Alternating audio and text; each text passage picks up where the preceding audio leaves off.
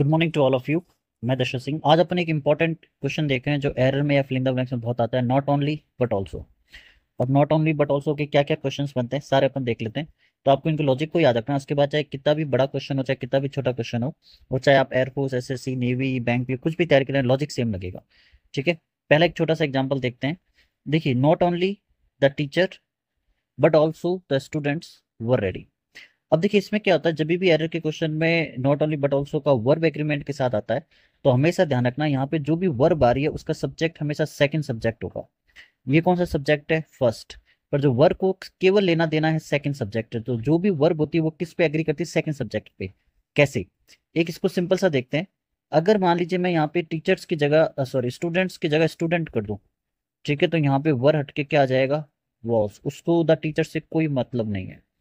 ठीक है। जब भी नॉट ओनली के साथ एक सब्जेक्ट हो बट ऑल्सो फिर दूसरा सब्जेक्ट हो, तो जो भी वर्ब आएगी वो केवल सेकंड पे डिपेंड करेगी, फर्स्ट सब्जेक्ट से उसका कोई लेना देना नहीं होगा। तो स्टूडेंट्स था, इसलिए यहाँ पे वर आया है। अगर स्टूडेंट होता तो वहां पे वॉज आ जाता। ठीक है। सेम एग्जाम्पल उसी टाइप का। Not only the mother but also the children were laughing. तो वर किसके कारण लगा है? चिल्ड्रन के कारण। अगर यहाँ पे एग्जाम्पल के लिए मान लीजिए एक चाइल्ड होता तो यहाँ पे क्या आता? वॉज। तो आपको क्या ध्यान रखना है कि नॉट ओनली बट ऑल्सो के केस में वर्ब किस पे डिपेंड करेगी? वर्ब डिपेंड करेगी सेकंड वाले सब्जेक्ट पे ऑलवेज। ठीक है। पहला लॉजिक याद रखना है। जब भी नॉट ओनली बट ऑल्सो पे कोई भी नाउन या प्रोनाउन हो तो वर्ब किस पे डिपेंड करेगी? सेकंड वाले सब्जेक्ट। सेकंड वाला सब्जेक्ट कौन होगा? बट ऑल्सो के बाद में। देखिए, not only the students but also the teacher are, ये गलत है, इनकरेक्ट। यहाँ लिखा हुआ भी है, क्यों? क्योंकि मैंने आपको समझाने के लिए कहा, तो द टीचर है तो आर की जगह क्या आ जाएगा? इज। तो करेक्ट क्या हो जाएगा? Not only the student but also the teacher is. क्योंकि नॉट ओनली बट ऑल्सो के केस में वर्ब सेकंड वाले सब्जेक्ट पे डिपेंड करती है, फर्स्ट वाले का कोई कनेक्शन वहां पे नहीं होता है। अब देखिए, नेक्स्ट एग्जाम्पल देखते हैं कि नॉट ओनली के पीछे अगर एक वर्ब है तो बट ऑल्सो के पीछे हमेशा क्या होगी? एक वर्ब।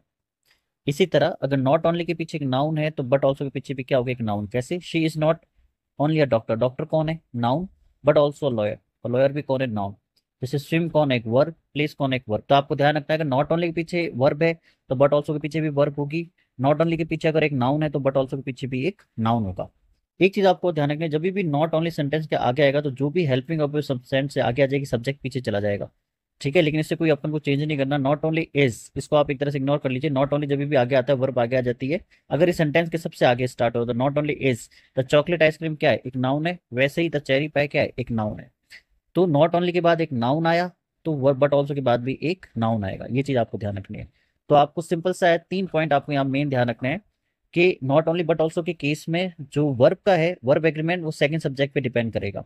दूसरा, नॉट ओनली के पीछे अगर एक वर्ब है तो बट ऑल्सो के पीछे एक वर्ब आएगा। नॉट ओनली के पीछे एक नाउन है तो बट ऑल्सो के पीछे भी एक नाउन आएगा।